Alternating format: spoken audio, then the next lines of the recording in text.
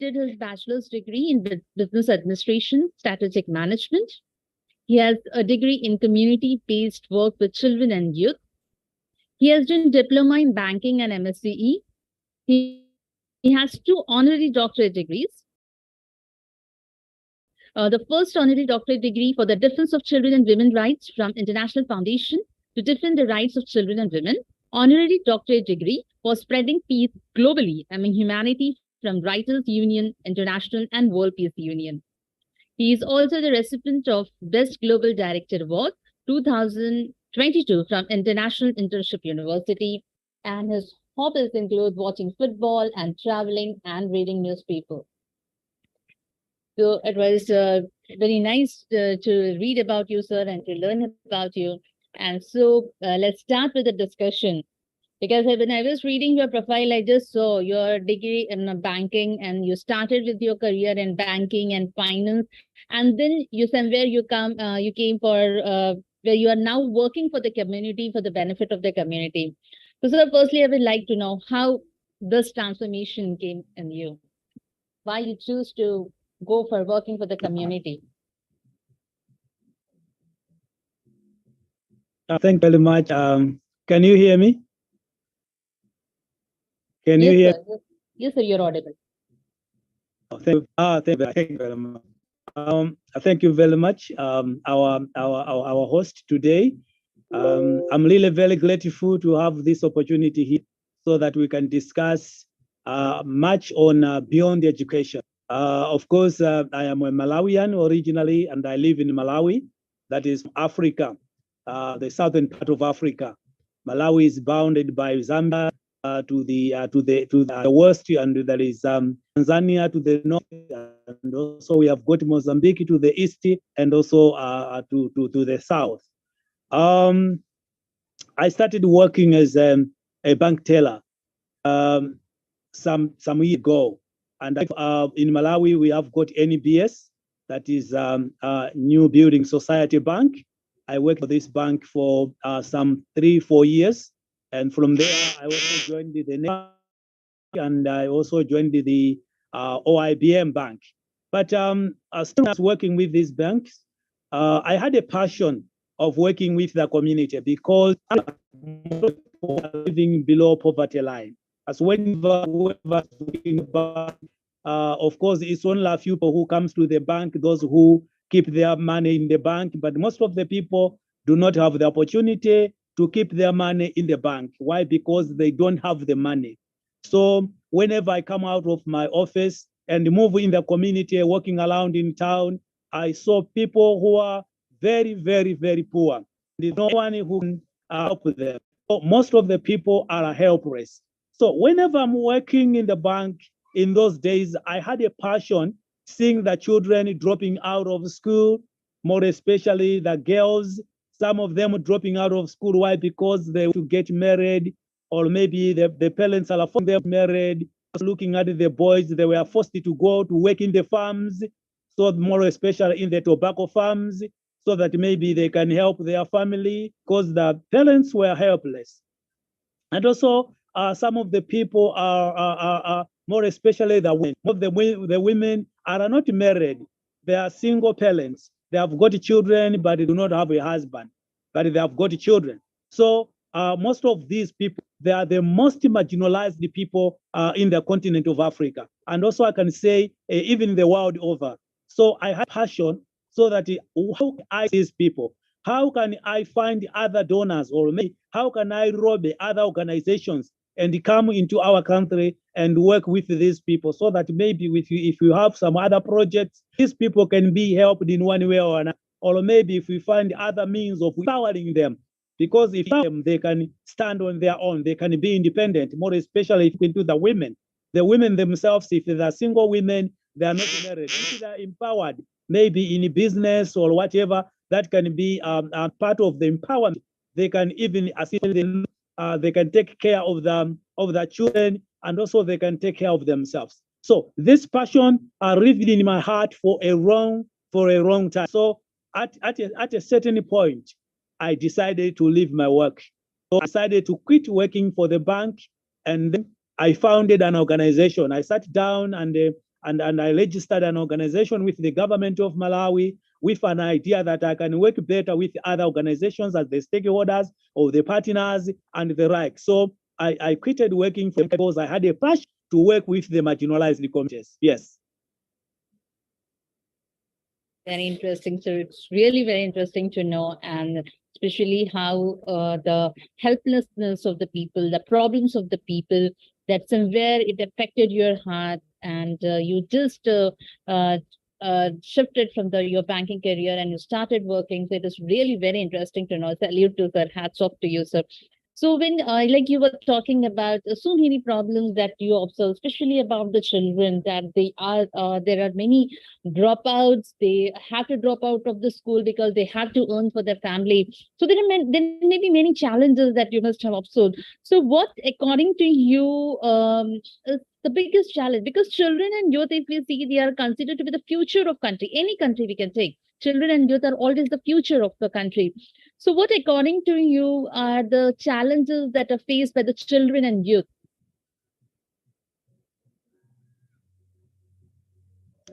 Yeah, most of the challenges that the children and youth are facing, one is the basic needs. The basic needs is one of the biggest challenge that the children and they are facing world over.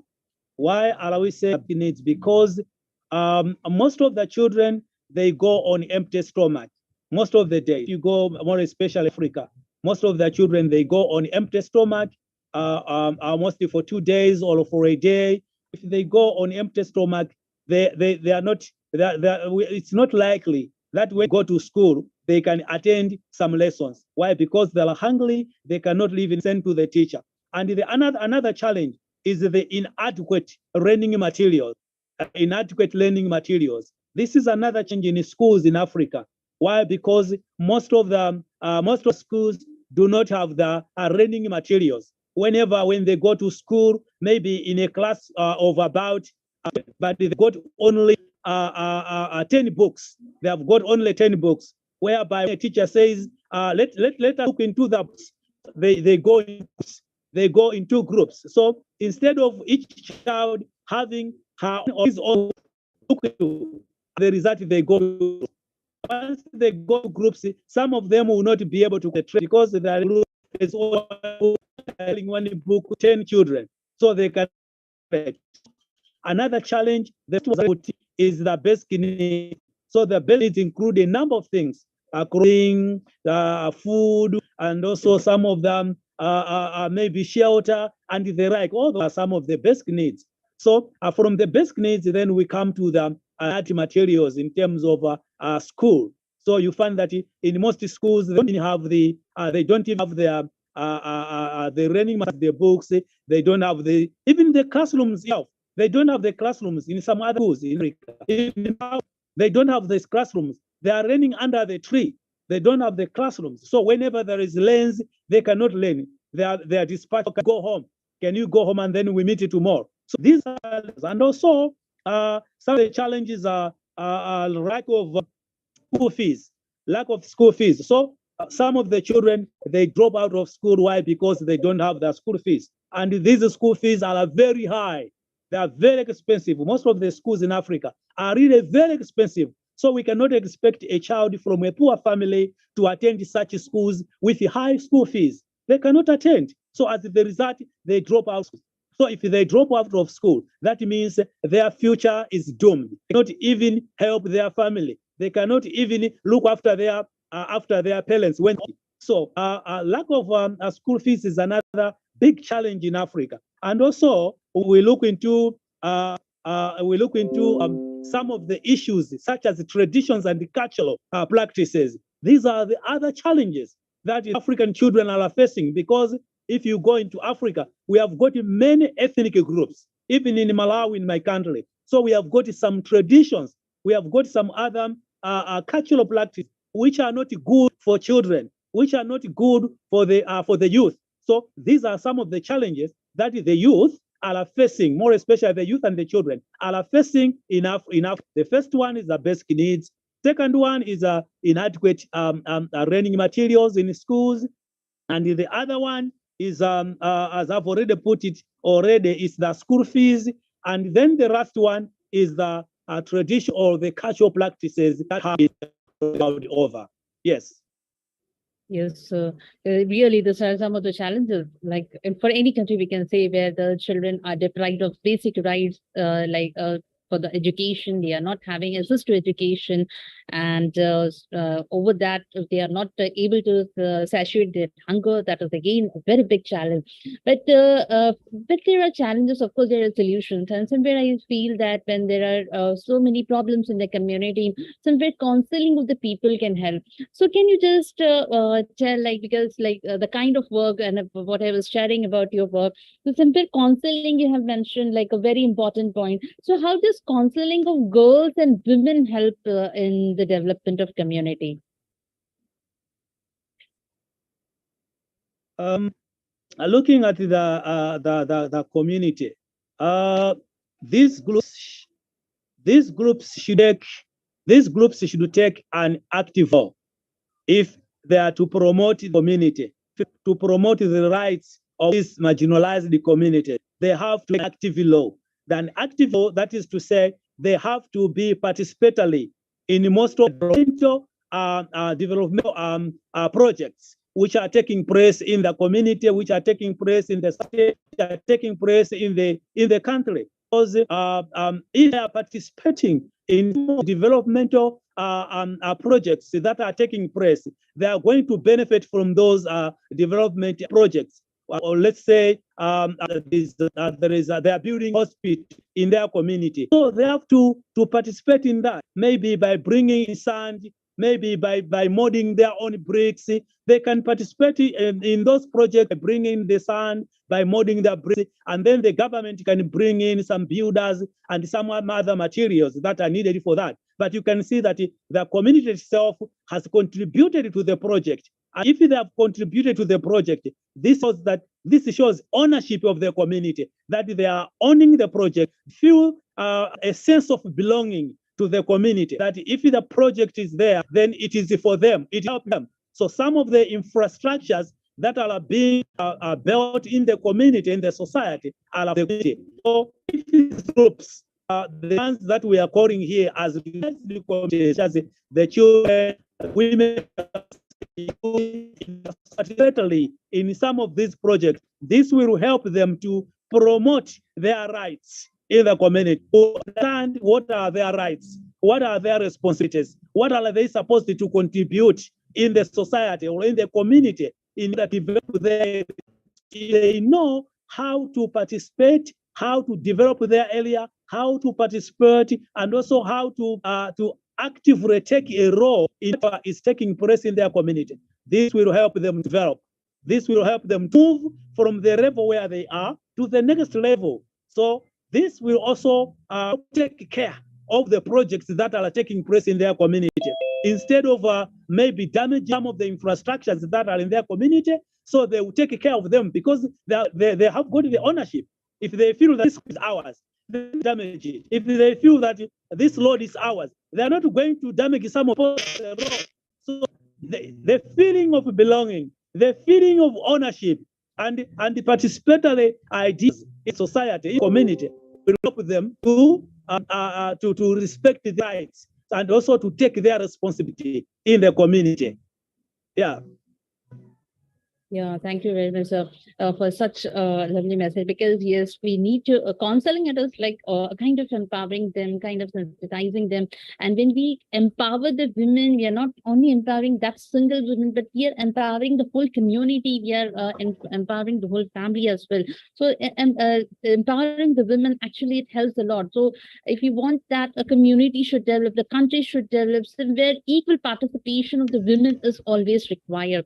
But sir, like when we are working on the community-based project, so somewhere we know that it's not be like a one-sided activity. We can say where as an organization we are working, we require participation from the people also.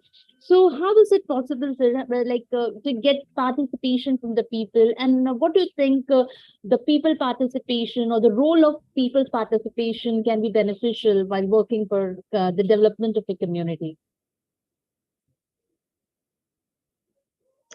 Thank you. For the community to participate in most of the developmental projects, they should be approached first. And we call this one bottom-up approach. The approach so that we are saying that the community itself should they have they lack something. They have got something that they should take care of. They something and so say that okay, what do we need in the community? Do we need a hospital? Do we need a school? Do we need a road? What do we need? So the community should have a decision. They should make a decision on what they want. So if they make a decision on their own on what they want, so if the project comes, they will be able to participate in that project. So we need to have what we call participatory approaches. So participatory approaches include the whole community, including the children. We should also listen to the children. What do they need? What do they want? And also, if we listen to the children and the youth, should be included. They should be included in the decision making. The children should be included in the decision making. The youth should be included in the decision making. Should be included in the decision making. They should decide if they were borehole. Then they should say, okay, we need a borehole in the community. So that is the bottom-up approach. It should start with them, and then it should go up to the government. The government should not just come and say, okay, we have brought this borehole here. We have just brought this. Maybe the people do not need the borehole. Maybe so the people themselves should be the decision makers. So if they decide on what they want, they will be able to participate because this is the thing that they need. So if you bring something that they want, they are going to participate. So that the community can participate in these projects. If we sit down with them and make a decision and say, okay, we need this thing here. So if they need that thing, that means that obviously they are going to participate. Bring in the sun, they can break, they can mold themselves, they do whatever you ask them to do. So they participate in whatever stage the project goes because they need. So they are happy with the project. So it should be bottom-up approach. That is, the people should make the decision themselves. They should be the decisioners. The government should not decide for the community. No, but the community should decide what they want. Yes, ma'am. Very well, sir. Well said, sir. Because the people should be able to decide. The government should not be forcing. And sometimes, like even I have worked with such projects where we used to call it as micro planning, where our volunteers used to go in the village and then during the evening times we used to have meeting with them and we used to list out the problems. That not we, but the people used to list out the problems, and then we started working on solving each problem one after the other. So this is where what is the problem area of a particular village or a particular community that can be conveyed by the people only. When we go as a representative of some organization, we can't identify it so soon. So yes, sir, very well said. So we need to get it from the people. We need to know from the people what actually their problems are, and only after that we can work for them. Yes, sir. And yes, somewhere because when we want to start working, somewhere mobilization and raising awareness among the people again helps a lot. So what do you do? What are your activities for raising awareness among the people and increasing communication between them, mobilization of youth? So how do you implement such activities? Yeah, in terms of mobilization, the first thing that we do is people should be sensitized. People should understand what you are bringing to them and how are they going to benefit from that thing. So if people are sensitized, well sensitized, they understand the concept of the project or they understand the concept of what you have brought to them, then they are able to say, okay, we are going to join you. But in terms of mobilization, coming together, the people should be in groups in the community. in the society. They should form some clubs. They should have women groups. They should have maybe youth clubs.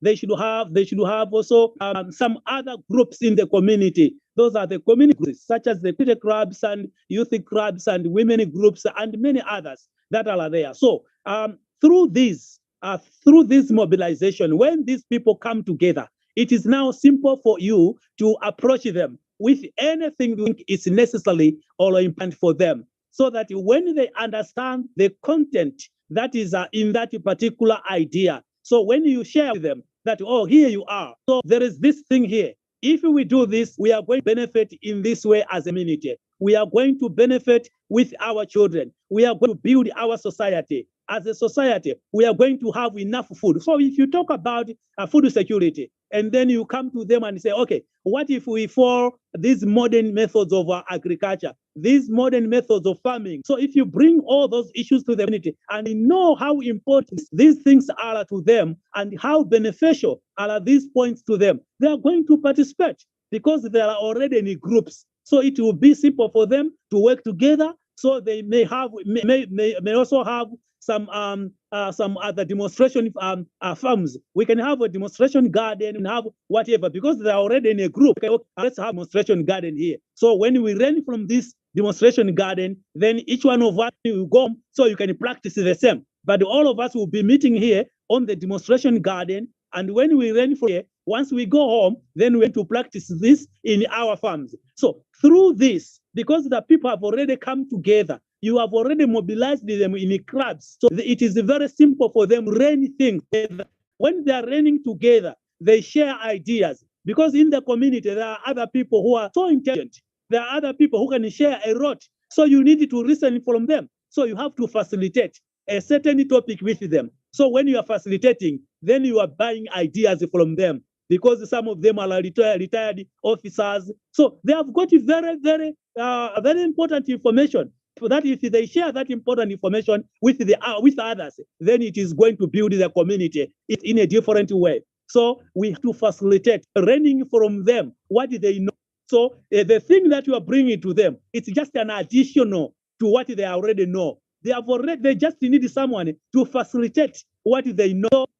If you build the community in the youth clubs, in the community clubs, and the like, it is now very easy for you to come up with other approaches that can change the mindset. So if they change the mindset, then they start following what is needed to develop themselves. So in simple ways, I can start. We use sensitization, we use facilitation. When they come together as a group, as a club, a women group, or whatever, or as a church group, or whatever, then it is easy for us to facilitate the ideas. So after facilitation, they bring up their own ideas. And when we bring them together with what we have brought to them, then you find that it is very, very, very important that they simply change their mindset, because they are contributing to the change. Yes, ma'am.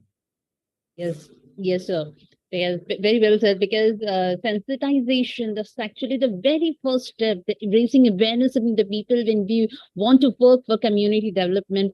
And we can't just go to a larger group and say that we are here to work on this. Yes, we have to form groups, like we have to concentrate on youth, like you talk about you forming youth clubs and forming women groups. Like here in India, we usually have women groups which are called as self-help groups. In our language, we call it as bachat ghar. So we have self-help groups, and whenever any such kind of awareness activities are done, so we concentrate on youth clubs and the women self-help groups, and then we firstly train them, generate awareness for them, and then they become our messengers. They go to the community and work. It's very well said. So I was somewhere I was remembering what all work we have done till now. You see, Yes, one more question like I would like to ask. So, like you were talking about, there are many dropouts in your, you were talking about the many children are dropouts, and there are women who are single mother who are working. So, somewhere in this case, when they are not able to get proper education, so getting jobs only be on the basis of education will be somewhere difficult.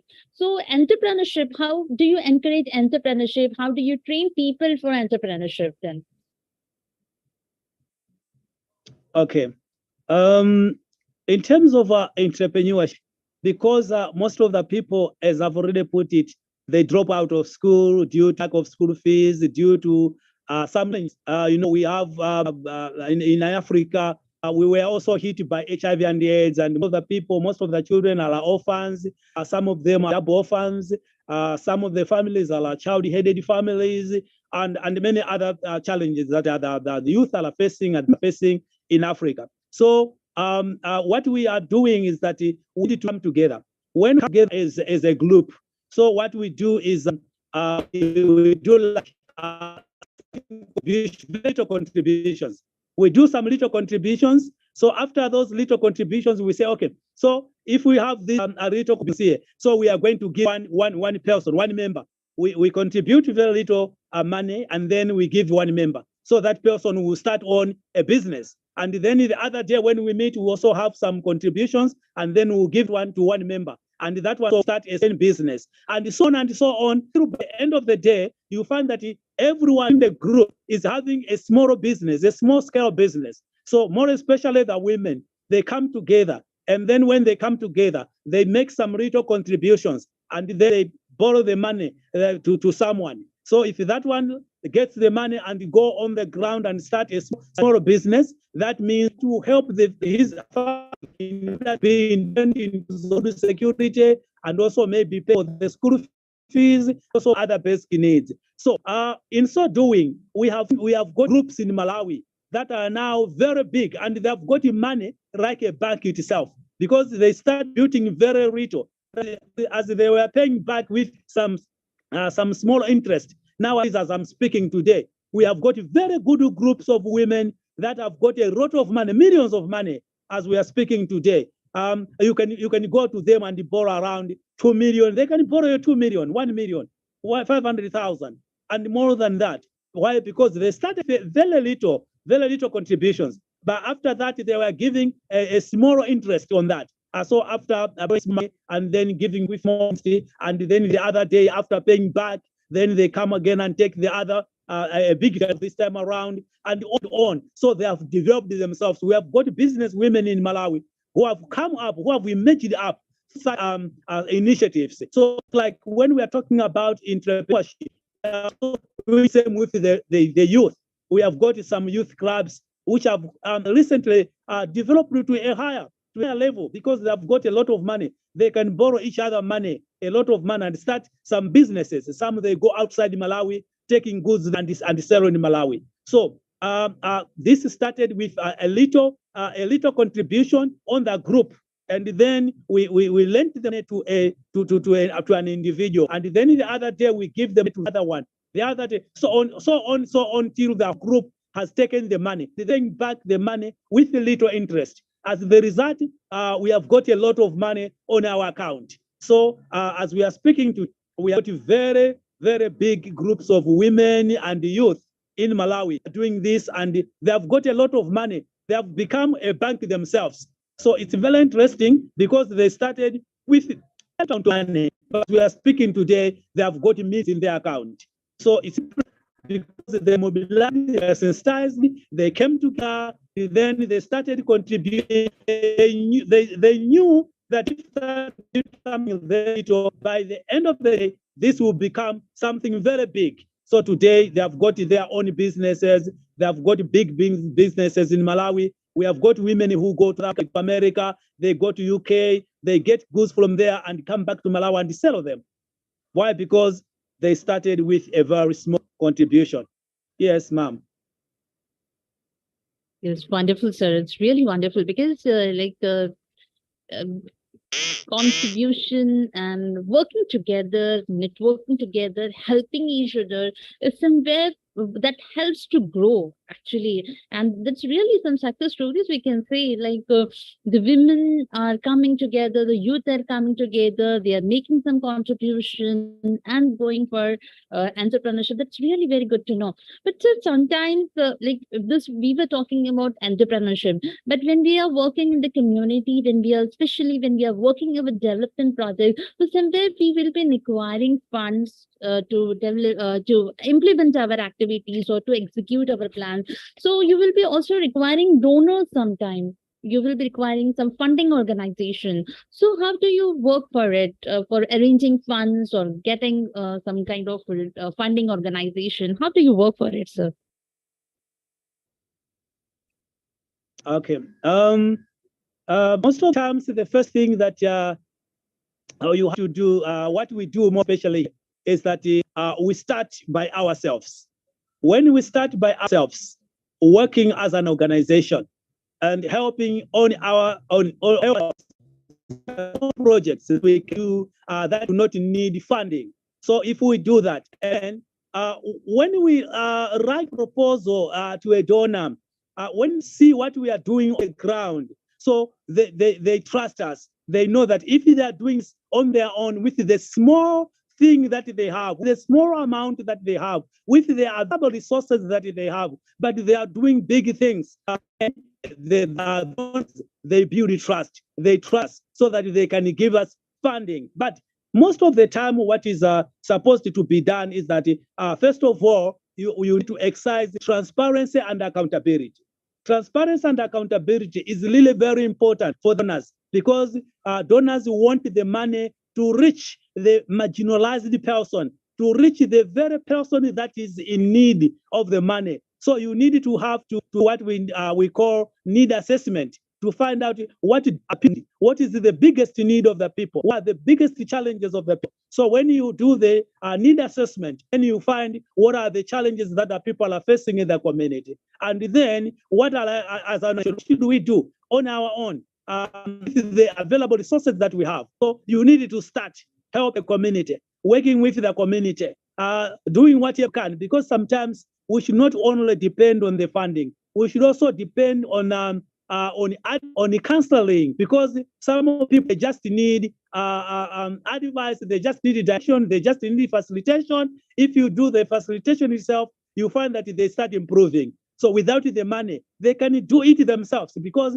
they have got the land, they have got the water, they have got many other resources, available resources in the society, that if they properly use those resources, they can move from where they are up to the top. So the first thing that the people should understand, that already they have got the resources. If they have got the land, if they have got water, if they have got the natural resources in their community, so they should start with the valuable resources in their community before the funding. So when you ask for the funding, when you have already started working on your challenge, those people will just join you and complete the process. But you need to start your own. You should not just sit down and you close your hands and wait for donors to come and rescue you. No, but you have to start with the available resources that you have. So as a community facilitator, you need to go into the community as a community development practitioner. You need to go into the community. Okay, here, so you can see that we are living in poverty. But if we do this, if we utilize the land that we have, we can go, we can develop. If we use the water we have and use the irrigation, we are using the rivers that we have, that do not go dry during the dry season. We can use the water and have the dry season farming. If they start working on that, then ask for the donors for funding, maybe to have other irrigation materials to help them. That will just add on what they are already doing. If they were using the cans and them using the machine, so that just add on what they are already doing. So they will use those resources properly, because they started on their own. But if you just ask for money and people come in with millions and millions of money, people don't know how to use the money, just the money up and finish, and there will be no sustainability. So if there is no sustainability, that means after the money is done, after the money has been completed, so you can see that now if of the funding is not there. Why? Because there's no sustainability. So we need to, first of all, start by ourselves. So when we start by ourselves, when funding comes, then it will just add up what they do. And then even themselves, we will trust that they're doing it on their own. So they are just trying to develop us to the top. So this is what we do in terms of funding. We start by ourselves before asking for funding from donors. But we start by ourselves.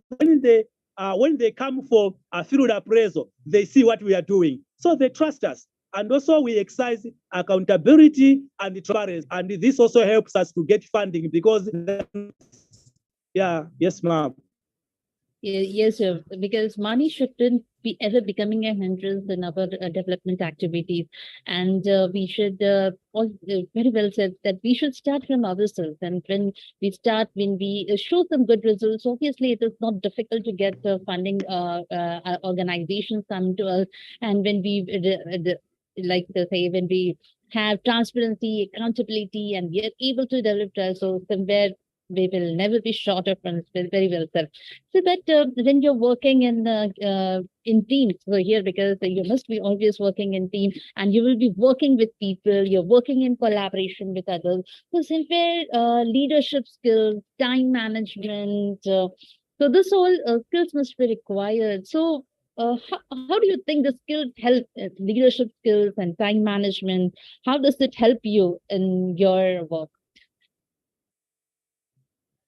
Yeah, leadership skills and manage is very important in terms when you are working with a community, because the community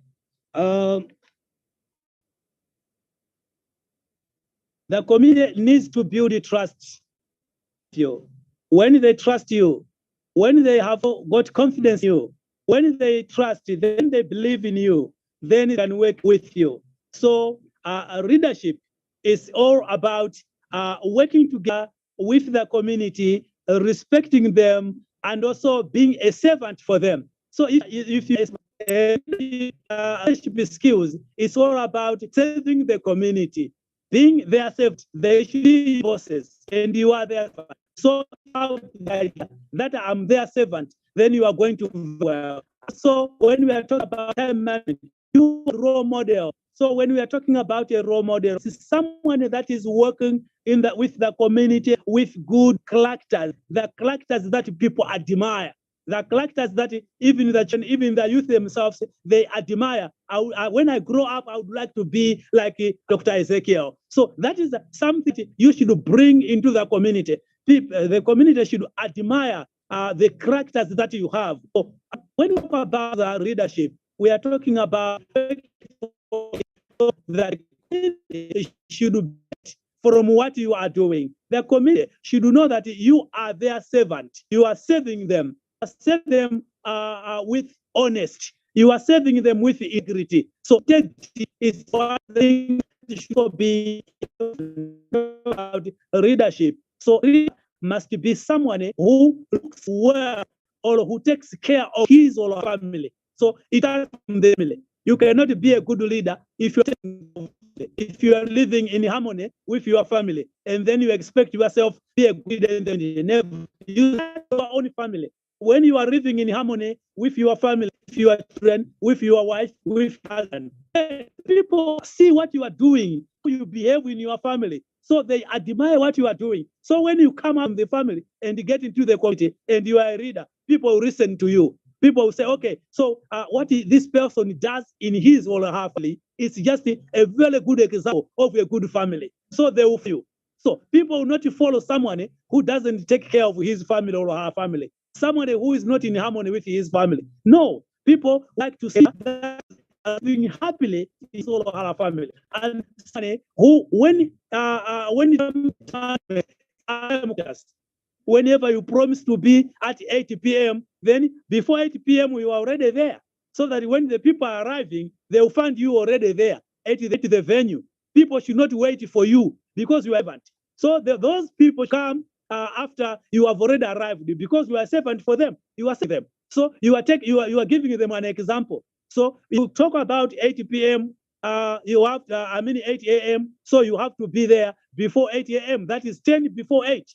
When people start arriving, they should find you already there because you are an example. You are a servant.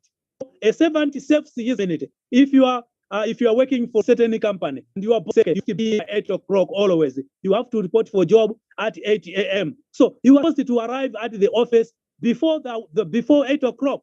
That is 10 before that time. So because you are a servant for that office. So you are reading the community. You are a servant for the community members. And then you have to work with them in terms of showing the characters that the people will admire and the people will love, and people will. Let's take an example of this guy. A good guy is a family, a woman. So that we should take an example of this one. If we take our example, we are going to be good citizens in our community or in our country, and we will be responsible citizens. So this is what I do in terms of leadership and time management. Yes, so very excellent, sir. These are the qualities being in any profession we are, even if we are at home, we are students, we are homemakers, we are self-employed, we are entrepreneurs, everywhere those qualities actually work. And only with the help of those qualities, we can be like succeeding in future. So, sir, what according to you is the biggest challenge when you work in your community, when you work for all the kind of projects? What is the biggest challenge according to you? Some of the biggest challenges are like sometimes you have the words. Those are the biggest challenges that you may face. You have if you mind, then you are going to have a workload every day. So you have to have a what we call division of labor. You need to go with. So you have to divide the work. Each should do his or her role as an organization. So if everyone is taking his or her role in the organization, then you are going to avoid what we call the workload. Another problem is approaches, the approach that you take in the community, because sometimes if you don't, if you take a certain approach in the community, you expect that you have brought in millions and millions of kwajas to them. So you have to take proper approaches in the community. It's a challenge for you to the community understand you. It's a very big challenge because sometimes the community may develop distrust, saying, okay, this guy is working with us, but maybe behind he's getting a lot of money, and the money that he's getting is just feeding his family instead of getting them to us. So this is another issue that you are going to face in the community. That's distrust. That's a very big challenge. Trust. People may not trust you if you don't work well, if not transparent. If you are not transparent with the community, if you are not working with the community, then will be like distrust, such as clothes, such as approaches, and also participation. If you don't care, people may not participate in your activities. So you need to take some approaches, very good, proper approaches to the community. So as I've already put it earlier on, that you need to put on some approaches such as bottom-up approach. It should start with the community themselves, and then it should be going up. Those are, if you don't care, then the participation will be very low. If the people have stopped participating, that means the project will not proceed. It is not going to prosper. So you are going to end up. And the other thing is the funding itself. Sometimes you, as a leader, you need to look for funds. You need to look for donors. So it's another challenge in most cases nowadays, because due to the COVID that we have and due to the economic crisis, it's a global economic crisis that we have. So some of the donors have pulled off. So because of all the donors, nowadays we only have a few donors who can fund some. So it's another challenge that we are facing in the community. So that's why we are using local initiatives by helping ourselves. Because if we have a donor dependency syndrome, then we are going to end up with failures because maybe we may not have the funding. So getting a thing nowadays is a challenge, is a very big challenge in the community. Yes, thank you. Thank you, sir. So one last question, sir. Because you have been working so brilliantly, so you are doing so much of commendable work. So who is your role model and behind all this? You must be having some kind of someone as a role model or someone who has inspired you. would you like to share about it? Yeah, you know, in most cases, I've been working with some other organizations in the past. So I had some other people who were so passionate. And there are some other people outside, such as from the Western countries, some are from Asia, some are from Europe. They've got a very good background in terms of assisting those poor or marginalized communities in Africa. So they are the role models to me because I knew that I myself, if I don't take a role on my society, on my people, there is nobody who can come from outside and help my brothers and my sisters in my community. I decided to be the first person to start working for my community. So when they come and join me, then it will be possible for us to develop the community, to develop the marginalized societies in our community. But this came after I had some other role models from outside. I've got foundations, I've got organizations such as the Fire Right, such as the UNICEF, such as many other organizations out there who help the poor families in Africa. So they are the role models. And I found that we should not only depend from people from outside Africa, but we as Africans, we can help each other. We as Asians, we can help each other.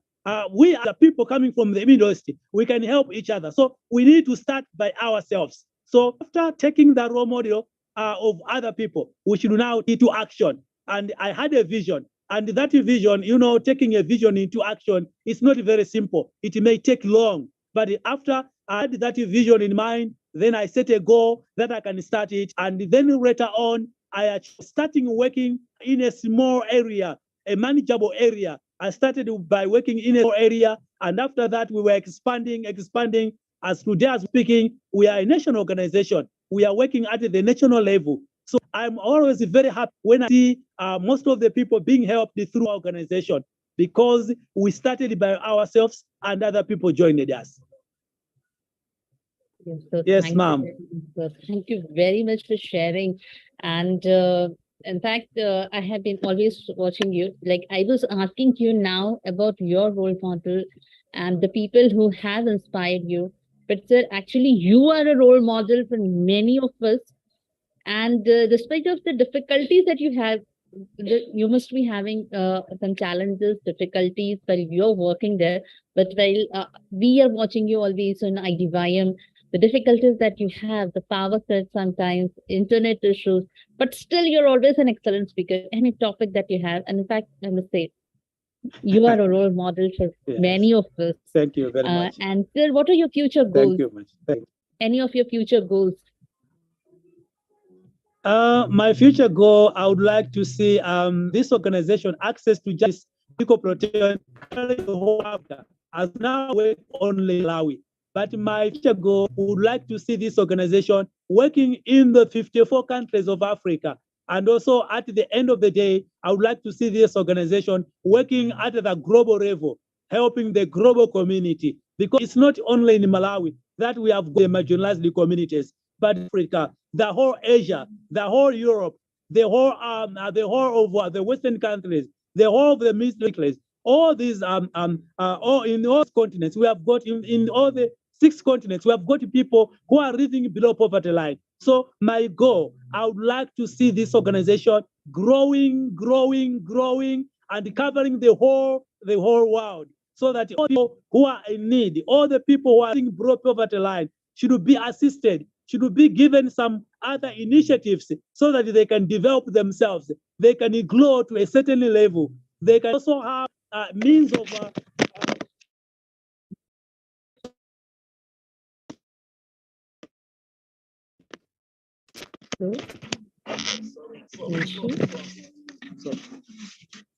they can have means of they can have means of getting there.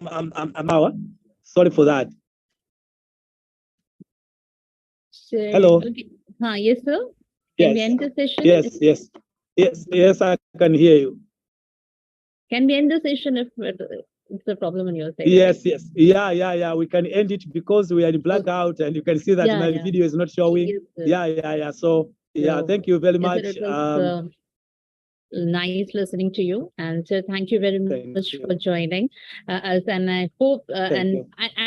I must say that we will pray that all your dreams come true, all your future goals and your organization grows. Thank you very much, sir, for joining. And thank you, Idym, for the opportunity. And it was a very good session. Thank you very much. Thank you very much. Thank you very much. Thank you very much. Thank you.